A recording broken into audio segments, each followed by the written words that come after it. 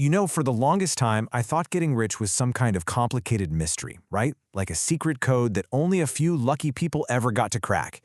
But what I've learned is that building real, lasting wealth, well, it follows a pretty simple and repeatable pattern. And once you see these three stages, you're going to realize there's a clear path forward, and it doesn't matter where you're starting from. All right, so here's how we're going to break it all down. First, we need to get on the same page about what rich even means.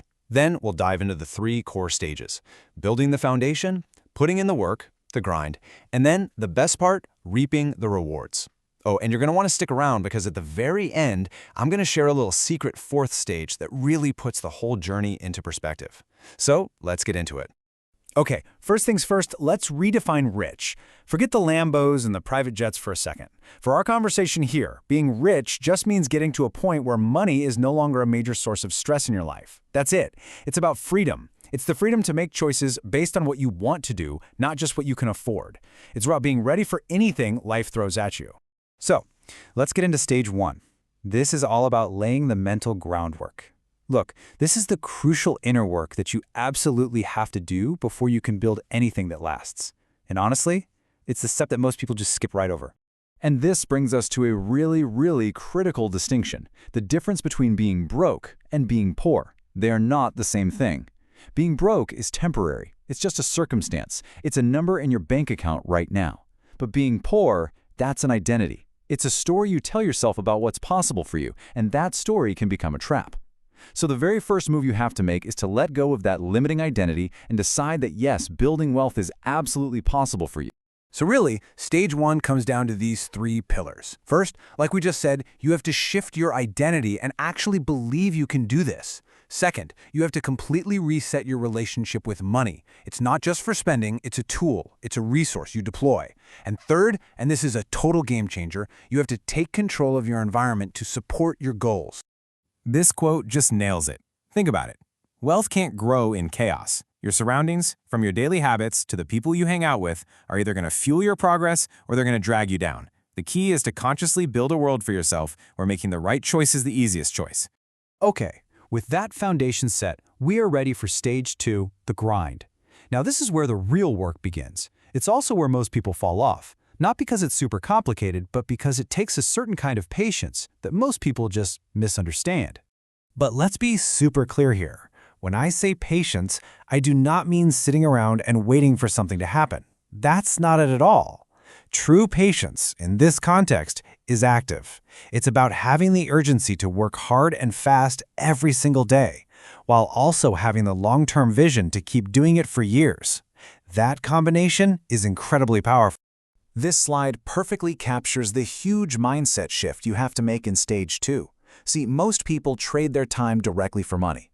You get paid to assemble one hamburger at a time. Your income is capped by the hours in the day. But the wealthy, they focus on creating systems that get results at scale. They don't assemble the hamburger, they design the scalable kitchen that lets a restaurant chain sell millions of them. That's the difference between linear income and leveraged income. And that leverage, that is the real key to wealth. So, what's the playbook for this stage? Well, it looks something like this. You choose a field where a little bit of effort can lead to huge results. You commit to becoming so good at what you do that people can't ignore you. You focus on creating outcomes that can scale up. And, maybe most importantly, you stay flexible, ready to reinvent yourself as the world changes around you. That's the formula for the grind. And after all that foundational work, after all that grinding, we finally arrive at stage three, the payoff. This is where the magic really starts to happen. All that value you've been creating starts to transform into actual, tangible wealth. This is the stage where your money finally starts working for you instead of the other way around. The single most important rule for this entire stage is so simple but so critical. You have to operate on a surplus. You must earn more than you spend. I know, it sounds obvious, right? But as your income goes up, it is so tempting to let your lifestyle creep up right alongside it. The trick is to make sure the gap between what you earn and what you spend gets wider and wider over time. Because that gap, that is the fuel for everything else. So what's the first thing you do with that surplus?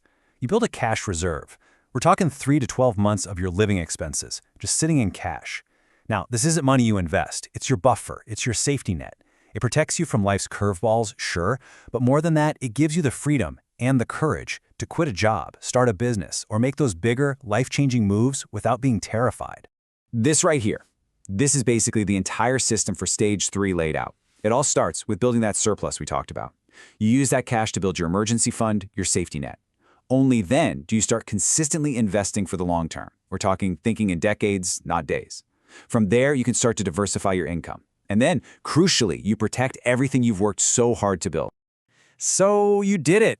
You've gone through all 3 stages. You've reached financial freedom. You're rich by our definition. But what if that wasn't actually the final destination? Turns out there's a 4th stage, one that a lot of people miss entirely. And this is the real prize. Here's the beautiful irony of building wealth. It's so much harder to start from scratch than it is to keep it growing once you have it. You've heard the phrase, the rich get richer, right? Well, it's true, because momentum is now on your side. And once you're no longer completely consumed by financial stress, you unlock all this mental and emotional energy to focus on what really matters to you. And that brings us to the ultimate point of this whole thing. Wealth isn't the goal. It was never the goal. It's the tool. It's the ultimate resource that gives you the power to design a life that is truly aligned with your core values.